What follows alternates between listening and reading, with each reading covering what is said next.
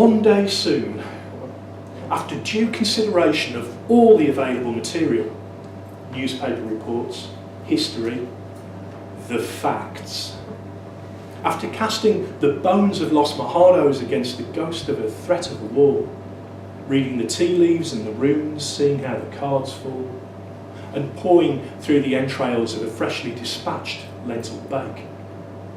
And with each of these confirming what I already know to be true, which is to say that the famously sculpted hairstyle can only be a very desperate cry for help, I'm going to write Donald J. Trump a letter and offer him sanctuary in the West Midlands.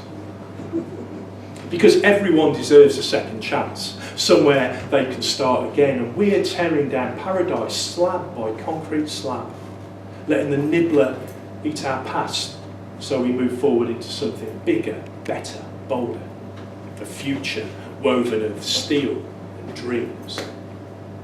And yeah, maybe we'll get it wrong. At least we're trying. And I will show him motorway junctions constructed entirely from pasta. Markets which bustle with every shade of skin, fruit piled high and vegetables to die for, a city centre echoing to the sound of violin, accordion, double bass and trumpet, as the buskers fill the canyons of New Street with melody, rhythm and joy. Playing ragtime jazz like it grew out of the Badlands of Bucharest and belongs here too. And I'll remind him that music has no borders as we feast on samosas and scratchings and kormas, and when the girls walk by on their way home or off to college dressed in crop tops and sports gear and hijabs and tight jeans and Donald watches,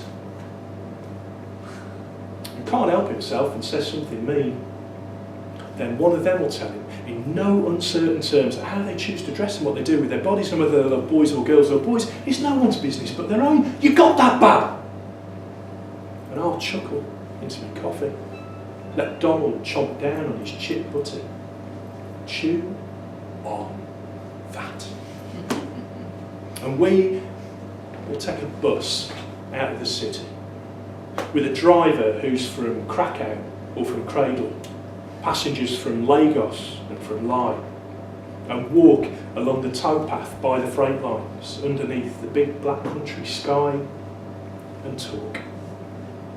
And when we finish talking in the wasteland where the furnaces once stood, we'll bury all his hatred, unremembered and unwanted, stamp the earth down hard and know that this is good. And then the important stuff. We'll go and get him a haircut. And later that evening, after 3 pints of ale, when the sour lemon of his tight-pursed mouth finally breaks into a smile and Donald beams like the good-natured bloke he'd forgotten he could be, I'm going to go for broke. Invite Katie Hopkins over. Let the two of them loose on Broad Street on a Saturday night, because it will be carnage. They'll be going hell for leather at the 2-for-1, dancing to 80s anthems, singing along to ABBA songs, remembering how it felt to be 16, feeling the beat of the tambourine, spilling out of the club and into the night, staggering through the city on just the right side of a skinful, grabbing a 2 a.m. kebab. Yes, to chili sauce, throw on the jalapenos, and somewhere halfway down Hurst Street with show tunes ringing in their ears, when the boa-wearing drag queen plants a sequined kiss on his cheek, and Donald blushes and grins as Katie gives his hand a squeeze. Right then, there, in that moment, the fences round the no-go areas of their mind will tumble. Donald mumbles something about our common humanity, surprising himself. The words sound odd in his mouth, so he tries them again for size. Common humanity. As Katie reaches up and kisses him, presses herself against his thighs.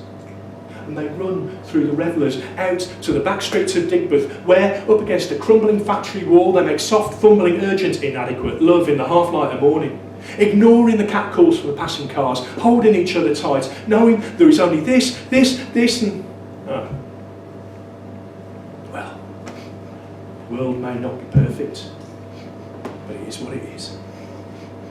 Sweaty, radiant, unashamed, dishevelled and contented, they catch their breath, tuck themselves back in, laugh at the absurdity of it all, take each other's hands and saunter off into the sunrise.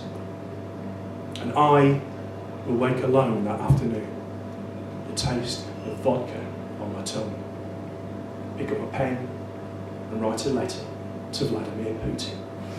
Cheers, thank you very much.